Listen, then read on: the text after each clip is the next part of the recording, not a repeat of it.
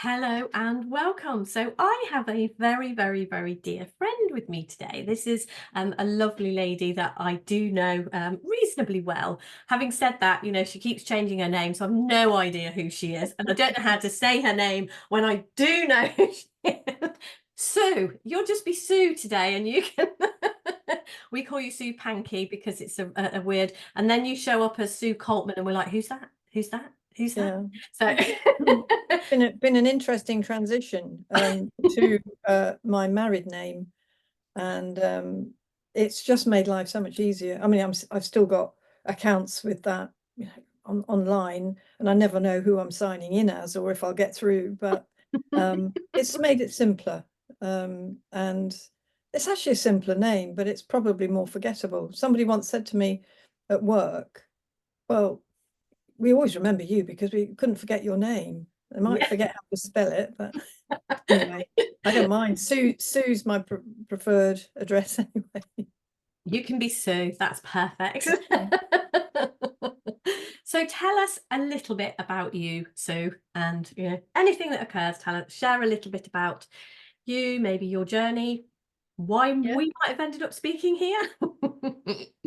Well, personally, I'm married to Peter, and we live in a perfect place. We live in the country. We absolutely love it here. We've got a dog who I adore, and I can tell you in secret, Peter adores him as well. Peter, the man who didn't want a dog, still doesn't want a dog, but boy, are they bonded. So that's lovely, having a place where you feel the car wants to come back to, you want to come back to. Mm. Um, and I guess looking back, I mean, we met early 20 something, didn't we? It would have been around about 2011 or something like that. I can remember because it was at Space for Connection. It was. It And I was. remember even then you were so vivacious, and had so much laughter that it was just a lovely time, wasn't it? Let's face it. So before that, quite by chance really, I came across something called the Three Principles, went along to a local meeting, and that was organized by Dean Rees Evans, who I subsequently then did some work with, and who's coming back from Australia, and who knows, maybe we'll do some more. All this time passed. But Wow. that was like 2020. No, it wasn't. It was I don't know, 2003, something like that. Um, and it was interesting because, well, it's not now I can see how these things happen, but at the time it took me by surprise that I think I went to the second was one went to one the following week, and I just immediately wanted to sign up for whoever Roger Mills was. I hadn't had time to read anything, there was no resources, but I just knew I wanted to learn about this, and I wanted to learn about it really fast. So I started going up to London, which when you work full time, you've got three children, Mm. weekend away wasn't the easiest thing to manage, but it just worked it out. And so that started my journey with that wonderful gentleman. And then, I think it is like the rest is history, but it's going on then to meet just such amazing people, wonderful, lovely, broaden the breadth of friendships that you Mm. make. I mean, you can't keep up with everybody, can you? That's just a fact Absolutely too. not. But But it doesn't matter, because just no. with all good friendships, you might have a big gap, and then you're back in the room, and Yeah. you don't need to catch up on all that other stuff because that's gone now. Mm. Um, yeah, so went on to go to a conference in Vancouver. That was the Sydney Banks conference. That was very special. Don't think I quite appreciated it because I think I was a bit scared. I was so new to all of this, and what could I ever say? Anyway, it was amazing, and then went to a retreat on Salt Spring Island that Elsie Spittle hosted, which was lovely, and with the promise that if Sid was still well enough that he would come, and he did. And so we had those days in on Salt Spring Island. Just, think back now, I think, God, it's amazing. What a but it is, and it isn't, because I don't know how I got there in a way, because everything in my head was saying, well, how are you going to get the time off? And how's that going to work? And it's expensive. And do you think about going to conferences in Vancouver? You know, you might go to a teacher training weekend if you're lucky. Um, anyway, that I went, and that was lovely. And since then, I have never ceased to be completely curious and interested and drawn to and wanting to understand more. And the rewards just keep coming and coming. And it's not really about time, is it? Because now, what are we, 2024? And the rewards still keep coming. I just, I'm really content. I think, no, it's fine. I don't want anymore, but I am curious. I'm still interested. And it's a beautiful thing to have come across so much by chance, and to have followed these opportunities. And that in itself awakens you. Just the fact that you see yourself. It's like I saw myself following opportunities that didn't really feel like it was the old me making decisions. It's more like something was, I don't know, carrying me along or making light of it or something. So over those years, I have run Introduction to the Three Principles in our hometown here. And interestingly, very rarely got anyone local. People would travel for miles or fly into the UK. And you'd think, this is a town of 50,000 people. Where are they all? But that was fine. And then we came up with the idea of Space for Connection, which is how we met. And that was just on the back of, this was all so new, and there were so few people, and there were no real resources that were not, I mean, we loved what we had from the States, but just to meet. And the idea was, well, let's see what shows up. And I had I remember that first time, I think it was Rudy came up and he said, so what are we going to be talking about? And I genuinely hadn't given, well, the point was, I don't know. But when you get people in a room, there's going to be stuff to talk about. People will bring into the room what they're interested in, who they are, their presence, and it never failed. So time after time, we'd have that blank flip chart thing, and we'd perhaps put on a couple of things that people said, well, I'm quite interested in parenting, and I remember you talking at that time about, I mean, we were we had big ambitions at times, didn't we? And I remember you had the Eden project in your sights. Gosh, yes, yeah. I think you followed that up. I mean, it was interesting, wasn't it, at that time that, well, I'll speak for me. I didn't have a deep understanding, but I understood something. I was beginning to understand more. And it just opened your mind to, well, why don't we do that? Yeah. And then the beautiful thing is built into this is the sense of, and it doesn't matter if it doesn't work, doesn't matter, it's not a personal thing. You didn't fail. You end up having beautiful conversations. This is what I see. You end up just having beautiful, eye-opening conversations that you learn something, you see something, and something comes of it. You know, we've just, when at the time of us actually having this conversation, we have just finished our 5th conference in North Devon. And, you know, those 3 days in the room with people, it's been mind-blowing. So so you can see, okay, I didn't end up doing anything with the Eden Project, but I actually had some beautiful conversations about that, and I'm doing other things. Absolutely, yeah. Yeah, and you can trust that, can't you? You can trust that Totally. whatever idea we have may or may not come to fruition, but for sure as anything, there's another idea coming up. Yeah. And sometimes I think, let's not hold on to what we call our ideas too tightly, because actually we don't know what's around the corner or what can come up. But I've loved watching the growth of your conference. I hadn't quite realised it was the 5th one, I have to say. I lost track, but it looked wonderful. And it's that explosion of energy and Yeah, joy.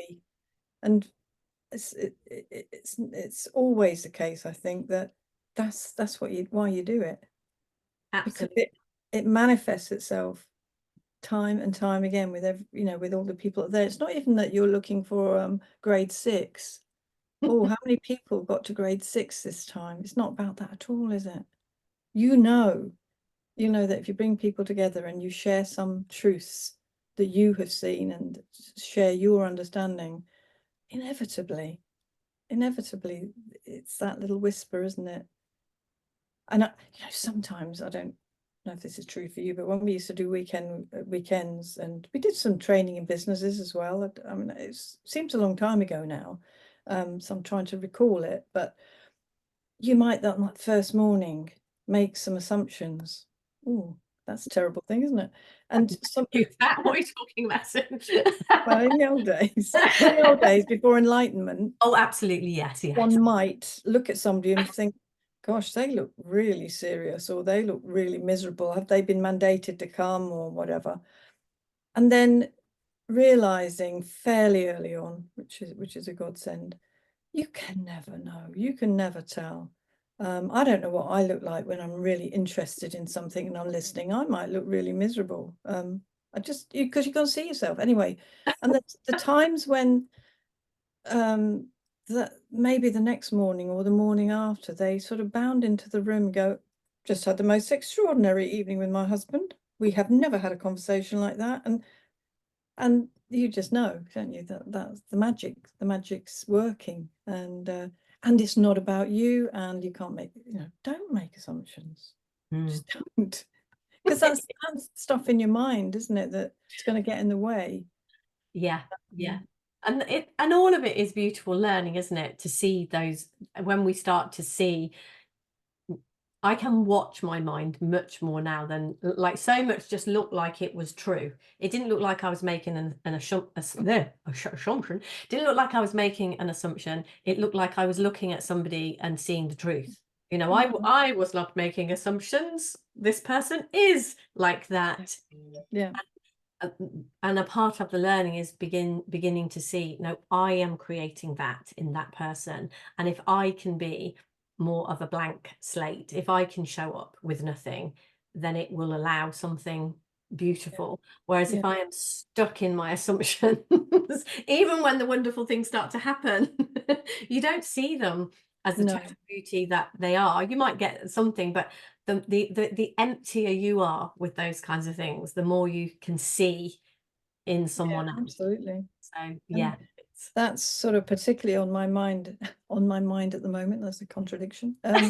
Because I've embarked upon writing my book, which sort of landed last spring, really. So I didn't take action on it. I thought, as going through the summer, I was doing other things. We had our first in life Viva event, and I thought, oh, the winter would be perfect time. So that's proved to be true. So I've made a start, and I'm really enjoying it. And where in the past I've tried to write things, I quite like writing short pieces, and I feel fairly, I suppose, confident. I'm not somebody who says, oh, I can't write anything.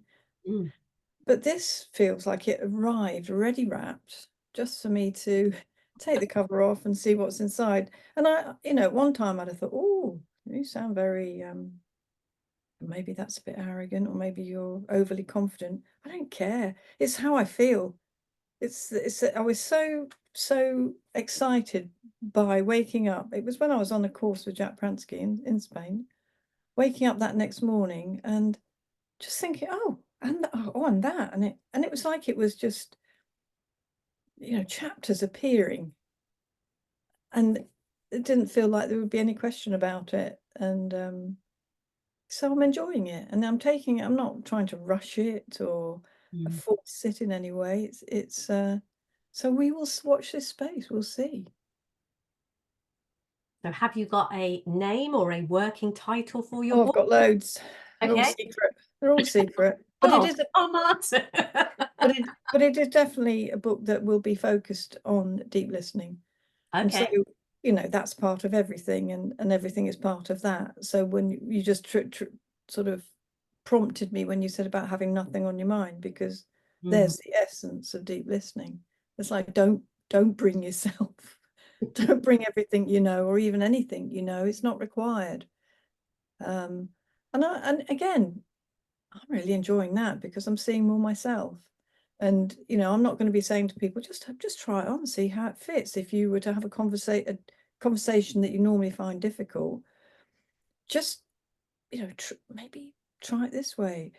And it's no good me saying that if I don't do that myself. This is what I've I really believe that it's no good me, because in the beginning I was speaking way above my pay grade, talking about I've never talked about oneness. I'm waiting for the big enlightenment moment about that. But through deep listening, there have been just glimpses of what that might be for me anyway. But I remember Sid saying, only share what you understand.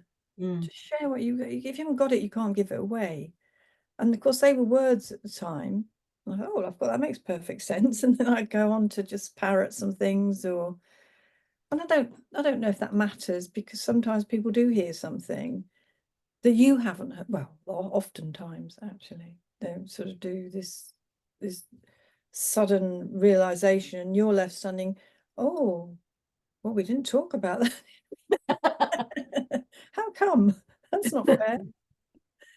Yeah. So so the main thing that I'm involved in is writing a book, and creating Viva every year, apart from the interrupted years, and thoroughly enjoy that. And that, I mean, the learning in that has been amazing. In terms of creativity, you must have found that it's like a I don't know, gently rolling river that just, it's just always appearing in front of you. Oh, we could do this. Oh, what about that? And the fun of that, I mean, the fun part, it's like we were talking just before about your building project. Fun isn't in the first sentence when you describe it. You're in the wrong game. Yeah, definitely what we're doing with the building. If we don't go in with just a light heart, and what will be, it would be an absolute nightmare. But it's not. It's absolutely, and that has definitely been my learning from a lot of things, and definitely the conference that I run. I can see the areas in my life where I go at it with that light-hearted, just just letting it happen.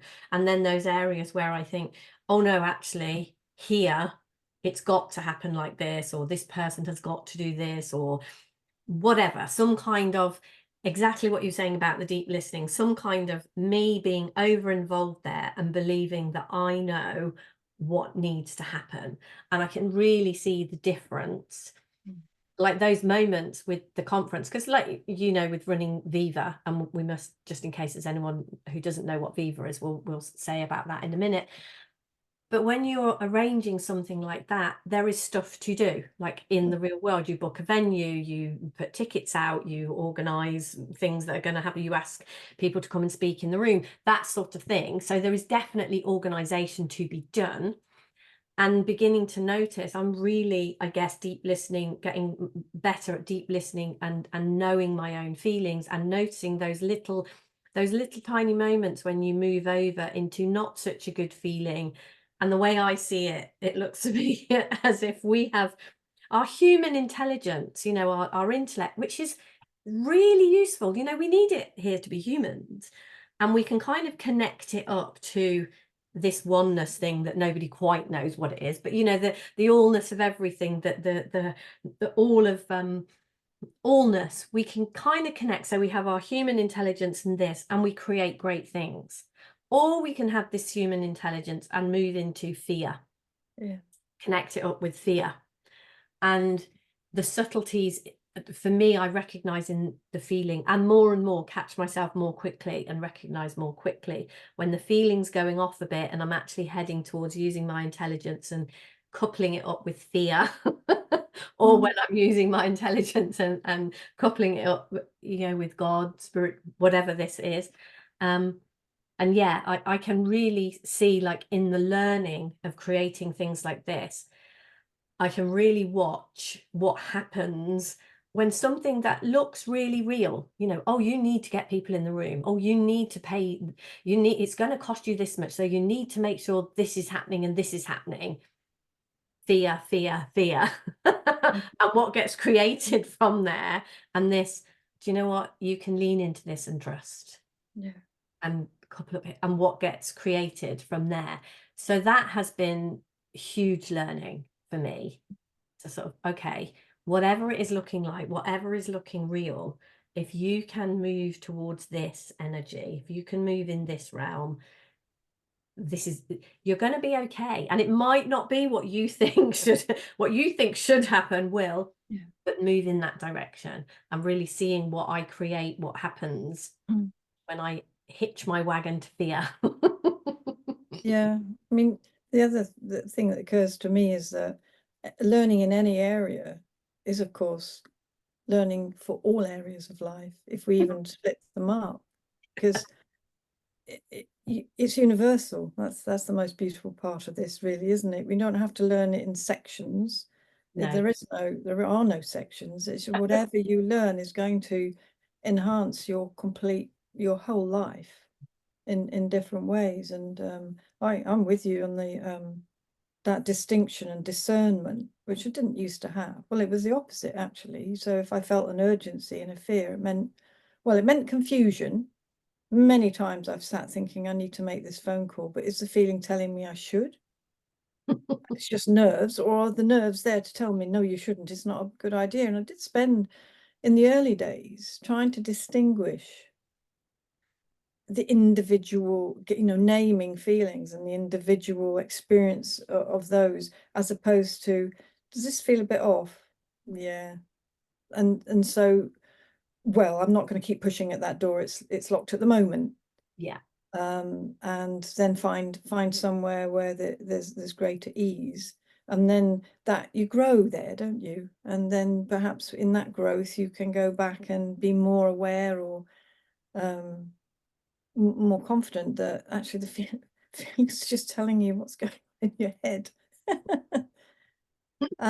So yeah, I did a lot of analysis at one time, and now it's just lovely to have discovered that that is also just using your thinking. That is just using this power, and often against yourself, or just putting up roadblocks, really. And I think the communication piece with yourself, so the listening that I find I have for myself, it has to be, doesn't it? You have to, if you don't, not listening to yourself, I don't know if you can listen to anyone else. And what I mean by listening is that kind of delicate, well, that very well,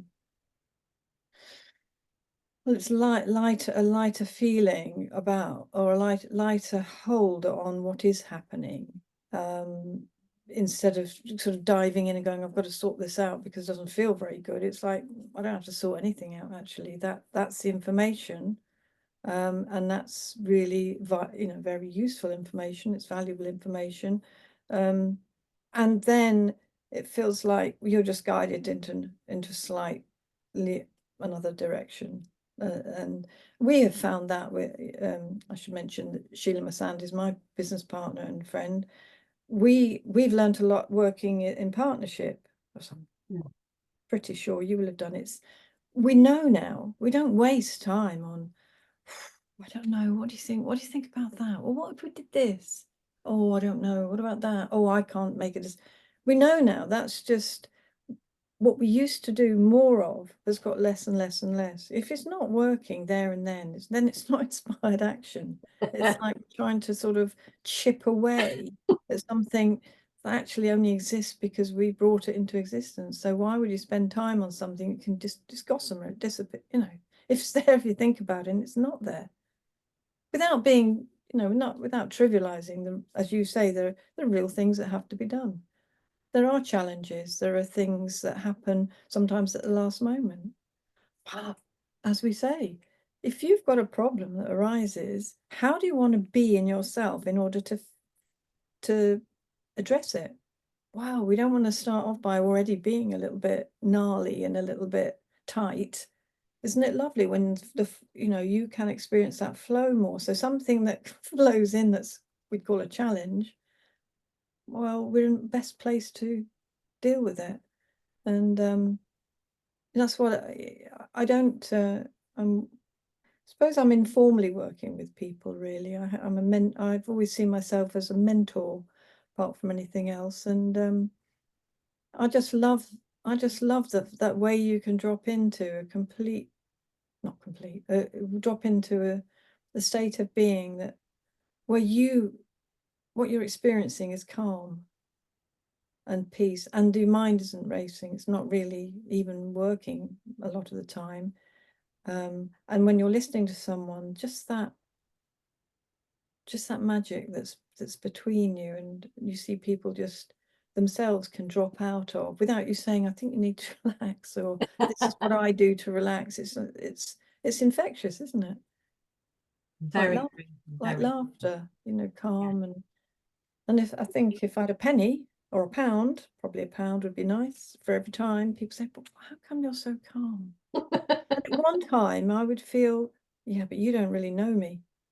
I've got this appearance of calm, but actually I'm all over the place, and sort of wake up in the morning already feeling anxious, which isn't, I don't actually think it's possible. I think you have to have that first, Yeah. this, It well, can, it can the appear that thinking way. known or unknown. Yeah. Yeah. So, and to then retrospectively, when things change, you don't always see it because it's so gentle, and then wake up and think, oh, I used to have that really weird feeling when I woke up, and it was almost like the mantle of misery, I like you that. know.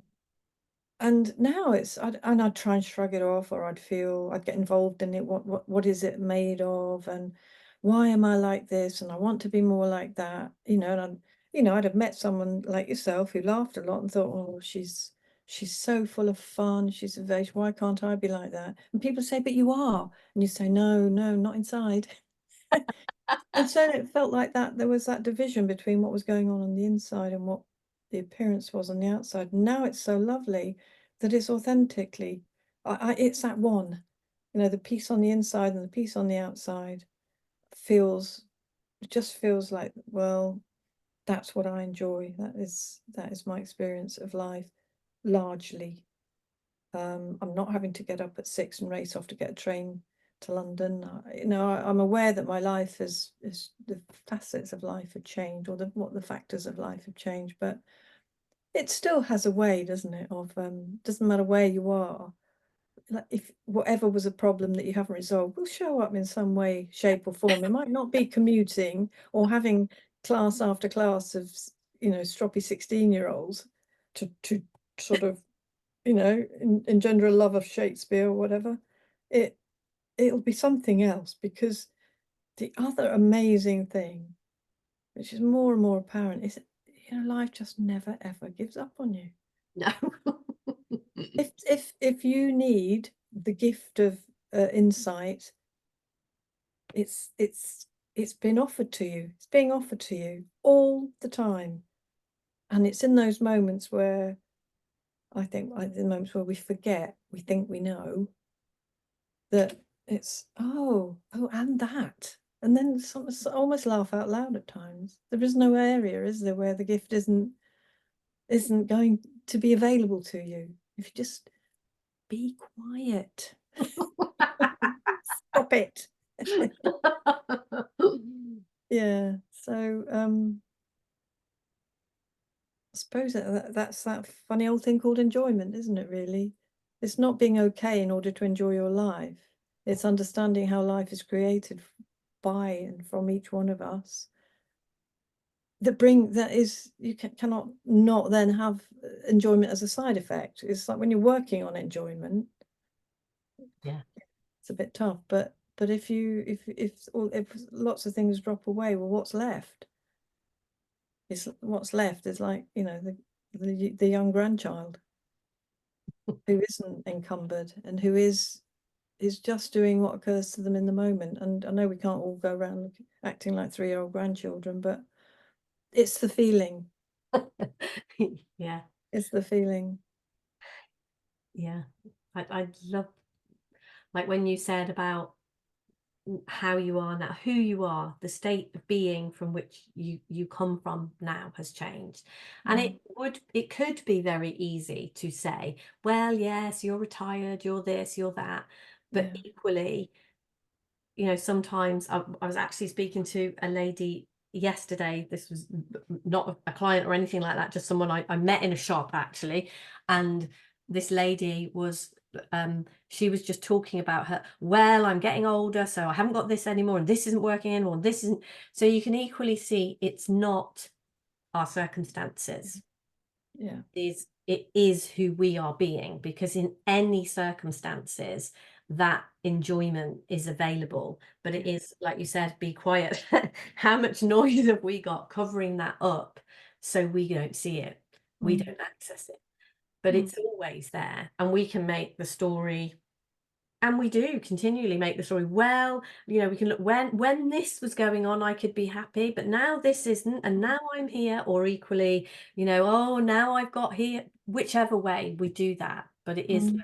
like you say, it's not, it was never about the commuting or the children in the classroom or any of those. If any of those things appeared to be a problem, and like you say now, oh, I'm retired, so I can be happy. But it's no, you could equally be miserable if you chose to right Well, now. exactly. And there's evidence of that all around, isn't there? There's, it doesn't matter what age, where you're from, or whatever, there are happy and there are unhappy people. People in those same And it situations. always looks like it's a circumstance. It will always look like Yeah. it's the other person or people. Mm. And that's quite a hard place to live, I have to say. Yeah. Having lived there for quite some time, Well, yes. I know, and yours, of course, is an incredibly inspiring story. Um, I suppose I feel this is just the most important thing I have ever, most important, most valuable, incredible thing I've ever learned, Yeah. ever.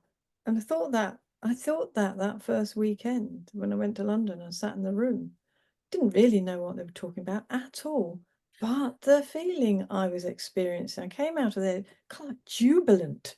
That is not a word that I would often apply. I wasn't desperately unhappy, but I wasn't fully happy when I wasn't fully expressed. I wasn't fully engaged, I don't think, with life. There were sort of precautions to be here, and there were, holding back there. I don't say for a minute that I knew all of that, but it's the contrast, isn't it? Looking back now, Yeah, absolutely. that very, very well developed exterior, that persona, but it comes at a price. That was a coping mechanism or a piece of armor. I don't know how you describe it. But to see that dissolve and not be afraid that what was left wasn't going to be good enough, or I'm making this a conscious sort of part of this conversation, and I wasn't thinking that at the time. I didn't really realize that. It was just, you do the best you can, and that's an absolute truth. You're always doing the best you can, given what you understand, given your thinking in the moment, and that's an extraordinary thing to share with people, because I had no idea about that. When we're brought up to and told, aren't we, do the best you can. And then we hear people saying, well, that wasn't the best they could do. Yeah. Well, guess what? It was. It always was. In every single blooming moment was always the best someone could do. And yet the evidence looks otherwise. Well, Yeah. they wouldn't have done that if they, yes, but if they were someone else, they wouldn't have done that, would they? If they'd had different thinking, they wouldn't have done that, would they? And it's a lovely way, I think, that for people to see, hey, well, there's not a lot of point in revisiting the past, but there is no past. And anyway, even if we pretended and tried the idea on, you just did your absolute best. And isn't that a wonderful thing to know? Because that's the innocence of it all that I don't think people feel. And it's helped me enormously to have some realization of my own innocence. Yes. Yeah. Because as a parent, I mean, that's one area where went into it with tremendously well-formed theories, tremendously well-formed vision of I was going to be this wonderful Earth Mother, and my babies would never cry, and I'd still look young, and I'd still be, I don't know, girl about town with a baby. And it would just hit me right in the face when it didn't all work out because I was sleep deprived for nearly 2 years, going crazy. Yeah, so I did the best I could. And when something happens to your child, I have a child who had a serious mental health issue, and I honestly thought it was down to me. Took full responsibility, and then I can see now how that exacerbates it all, because there's a human thing going on. So I don't berate myself for not knowing that at all. I didn't know that. I thought that I was responsible, and um but being able to see it, as my understanding increased, then that tension was released little by little, and it went on for a long time. She's been one of my best teachers. I mean, she is absolutely fabulous to hang out with. An amazing lady. Yeah, and she's everything. In a way, she if I say I want to be kinder, then I can aspire to be more like her. If I want to say that I'm not going to be critical, I could aspire to be. And truthfully, she is the only person that I know who never ever utters a critical word about another person or a thing. She's extraordinary. But it took me a long time to see that, because I was looking for something I thought I had damaged and lost and broken, that had to be, I had to mend somehow. And then when I mended it, it would be all right, because then we would be okay. And that's back to front again, isn't it? It's like, see what's there now. Yeah. And if you can do that, then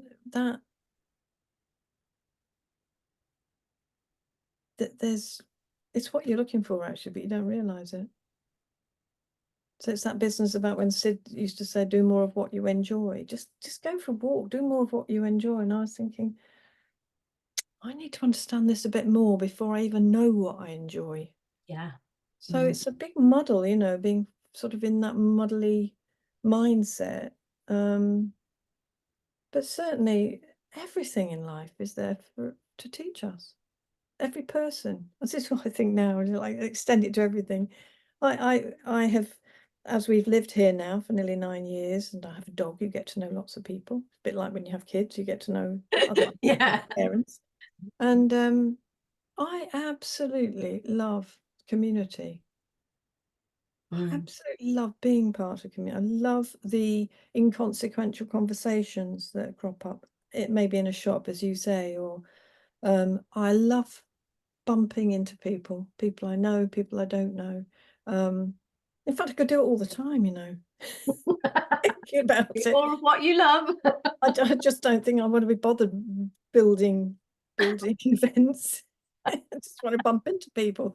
But that's actually, interestingly, there's a focus and there's a purpose. But like your event, there's a lot of bumping into people, isn't Or there? you bring a lot of people to the room and bump into all sorts of Yeah, people, don't you? It's yeah. really, it's like a super bumping into people. Yeah, it is. And because I think when people come in, they just know that's okay. It's an okay Yeah. place to be. You don't have to be anybody. You don't have to pretend. They don't have to. And I suppose, well, I don't suppose, I believe that to be a really healthy environment, and a really nurturing environment. As indeed are conversations with me in the rain with my dog.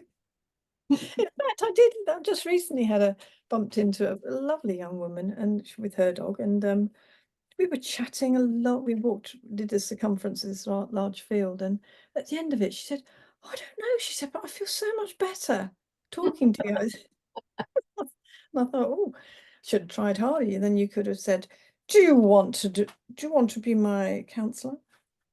But it was just lovely. And that's what I'm drawn to a lot now, is just the way that conversations arise naturally. That's what we do. It's I believe it's who we are, certainly who I am. And I'm not trying to teach people, but what I am doing is sharing what I understand Mm. in the way that I show up. and the words sometimes appear, and it's not going to lead you in the wrong direction, is it? As if there is a long direction, but you know what I mean? It's like, it's the trust, isn't it? It's that life will lead you more and more to trust life itself. Yeah. It's not a series of unfortunate events. It's the possibility of events that you have resilience for if they're challenges, and you have innate joy in the absence of challenge or whatever, Yada, yada, yada. So tell us a little bit, in case there is anyone listening who doesn't know what Viva is, because we have said Viva, Viva, Viva throughout this conversation. And if someone is just hanging on going, okay, well, will you tell me? It's a bit like that. Well, will you tell me what the 3 principles are, please, so I can sleep tonight? Well, I'll leave the 3 principles to you. That's Oh, fine. okay. Well, it's a bit, you'll relate to this. We had an idea in 2015 that it was time for a joyous celebration, because having gone from the sort of 2001 to whatever, with maybe 50 people in this country knowing something, and we would gravitate towards each other, and initially was through Roger Mills. It was a sense of wouldn't it be lovely to have an event that was mainly breaks so that people could mingle and bump, do you remember, bump into each other and have conversation. do you remember when we had Space for Connection, with the breaks just used to grow and grow? But that was the event, that was it. Yeah, that was So what modeling connection.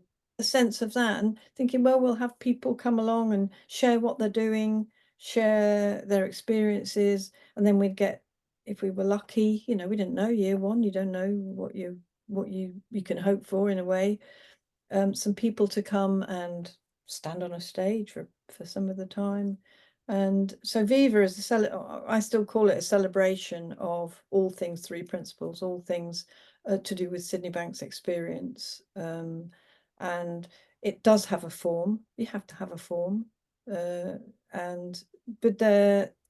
it's lightly held, I would say, and there's variety, and we have key speakers and we have breakout groups, which are just lovely, because people can participate. Then it's not an us and them. It's not we've got a bank of people who are really important over there, and then we've got the rest of the people. It's like everyone just is mingling in, get a chance to hang out with people perhaps that you've admired for a while and didn't know you might meet. Over 3 days we just indulge enjoyment and hope, and our great hope is that people come along and they will hear something. The environment's conducive to that. The feeling and the spirit of the event is conducive to that.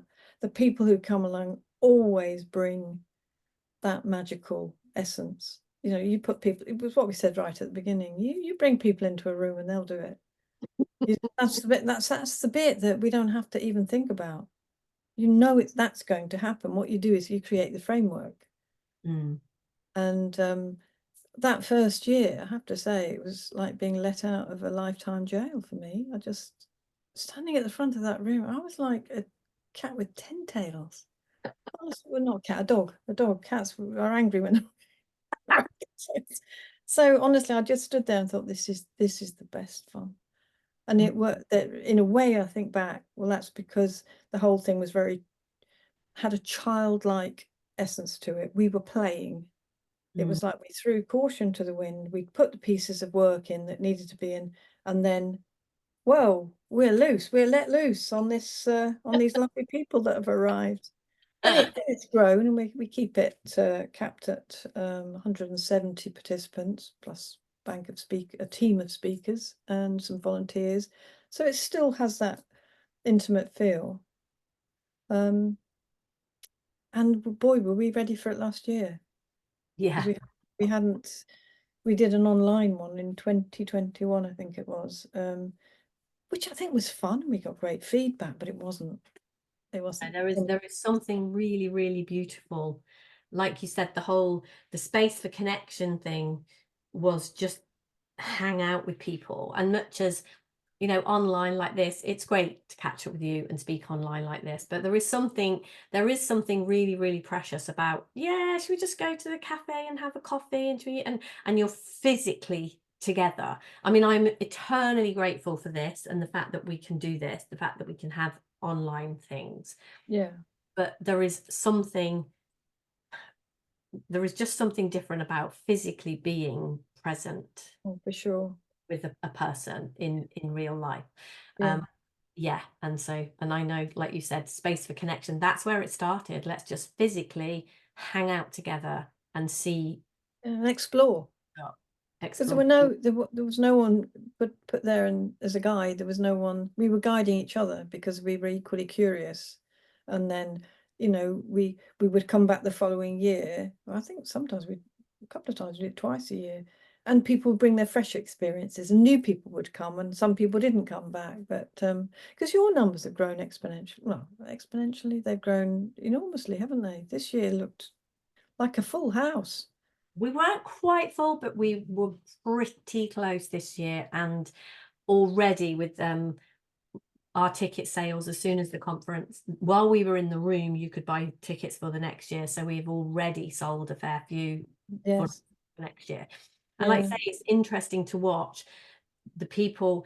We were actually at one point having like sort of just watching the people in the room and seeing people who have been there before have come back with their friends or another family member, or so, and that alone doubles the numbers. When people come in, and if half of the people in the room bring someone with them, that makes the numbers swell enormously. So, Mm.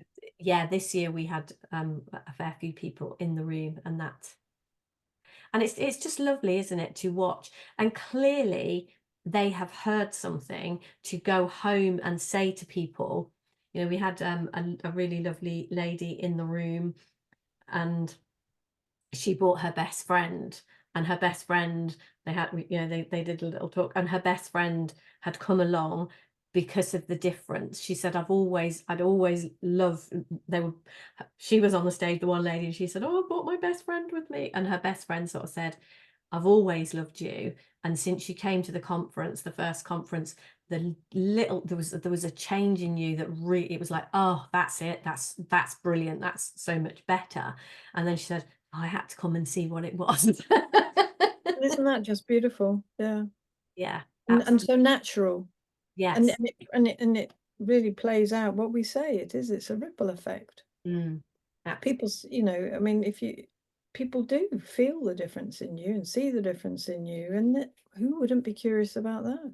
Mm, mm, Because it's what we're all looking, I believe it's what we're all searching for. The human of us is searching for peace of mind. It's searching for to be at one and to be able to go out for a walk and be on the walk rather than be in your head back with a problem. yes.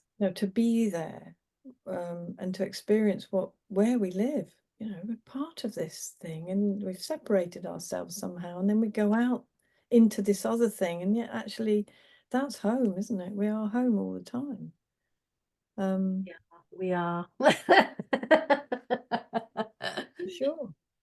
But it sometimes hasn't, well, very often and for long periods of time, didn't feel like that at all.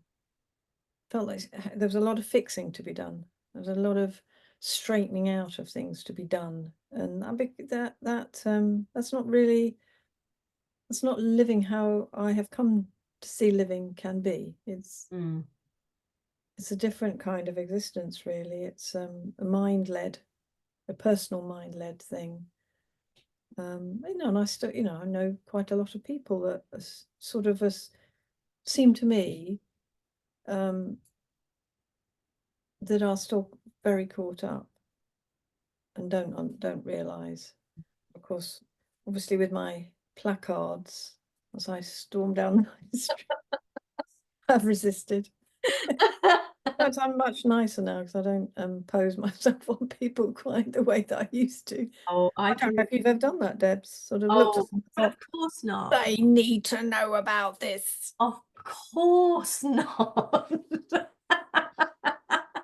I mean, I mean, it's a good job No, there's that thing, that forgiveness thing that we talk about. yes, Absolutely. Thank goodness for forgiveness. Thank goodness for seeing we are always doing the best that we can with Yes, what we know, with what looks true to us. So even yes. when we were smashing people over the head, dragging them in, force feeding them, it was with the best of intentions. It was I'm with not really realizing that wasn't the best modeling. Was it? Like, you mustn't be intense, drop all of the. Yeah. Be kinder to people. Be kinder to people. Yeah, for sure. Well, that's a funny one. Yeah. Yes, hilarious, isn't it? Yeah, actually do it. The realization of I can remember when I first came across the principles and really seeing that if my children understood something, they would be having a different experience from a really beautiful place. And so then forcing them to see or trying to force them to see something different. And then having that realization, okay, you do it, you model it. And I heard you earlier on in this kind of saying, yeah, that's what I see now. This is just, yeah, model it. Just model Mm, it. And then, yeah. if, yeah, be it. That's Live enough, isn't it? It's it. not, Yeah, you don't absolutely. have to effort this thing. It is like, be who you are in this moment. It's all you've got actually anyway. Um, and that's plenty. Yeah. And I remember the same daughter saying to me one day with great clarity, I do not want another DVD. I do not want you to send me any informative emails or give me any books. I will get better my own way. And in that moment, I was utterly speechless, but I knew that was the truth. She Mm. didn't need, she wanted a mum, just wanted a mum, a kind, loving, supportive mum. And I'd been everything but that because of the fear and the concern. It was awful, really, when I think, well, it must have been awful. But then again, what comes back is this seeming compassion for me. Oh, I understand why you do these things, Yeah, and you yeah, think, well, the absolutely. kindness. I can understand why I did what I did. All of Yeah, it. I can yeah, understand everything. I can see, yeah. With the makes thinking, sense. Yeah, with the thinking that looked real and true and who I was being, it would have been impossible to do anything but that. exactly. And then, like you say, there's then just a natural forgiving and a space to see something else and be something else arises. Yeah. I think when something new makes sense, you can't hold on to the old, because you can't hold on to something that makes sense now that, well, but that made sense then. I must hang on to that. It's gone, isn't it?